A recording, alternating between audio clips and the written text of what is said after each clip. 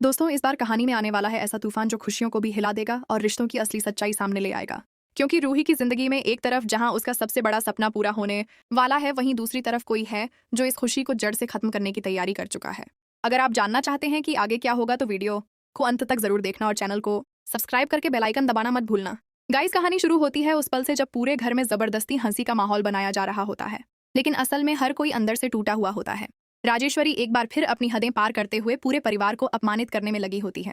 वो सबको अजीब कॉस्ट्यूम पहनाकर डांस करवाती है और इस बार उसका निशाना होती है रूही, जो मजबूरी में सब सह रही होती है। लेकिन तभी अचानक सब कुछ बदल जाता है। डांस करते करते रूही का चेहरा पीला पड़ जाता है। उसकी सांसें तेज हो जाती हैं और अगले ही पल वह अपना पेट पकड़कर जोर से चीखती है और जमीन पर गिर जाती है। यह देखकर सबके होश उड़ जाते हैं। नाहर दौड़कर उसके पास आता है।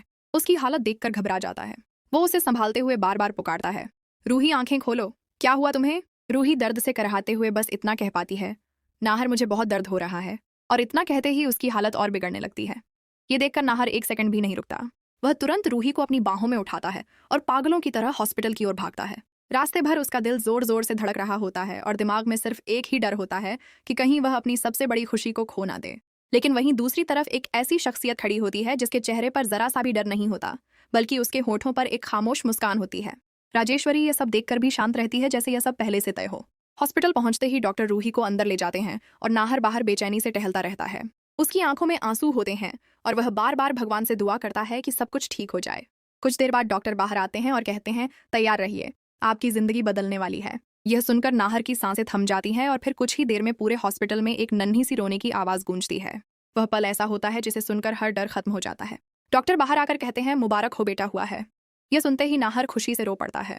वह अपने बेटे को गोद में लेता है और पहली बार उसे महसूस करता है जैसे उसकी दुनिया पूरी हो गई हो। तभी दादी वहां पहुंचती हैं और अपने परपोते को देखकर भावुक हो जाती हैं। वह कहती हैं, आज हमारे घर की किस्मत बदल गई। लेकिन तभी अचानक माहौल में ठंडक छा जाती है, क्योंकि पीछे से एक आवाज आती है, ज्यादा खुश होने की जरूरत नहीं है। सब पलटकर देखते हैं और सामने खड़ी होती है राजेश्वरी, जिसके चेहरे पर खतरनाक आत्मविश्वास होता है।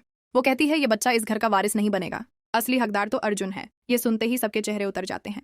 नाहर के अंदर गुस्सा उबल रहा होता है, लेकिन वह खुद को रोक लेता है, क्योंकि उसके लिए उस वक्त सबसे जरूरी रूही और उसका बच्चा होता है। घर वापस आने के बाद जश्न तो होता है, लेकिन किसी को नहीं पता होता कि असली खेल अब शुरू होने वाला है।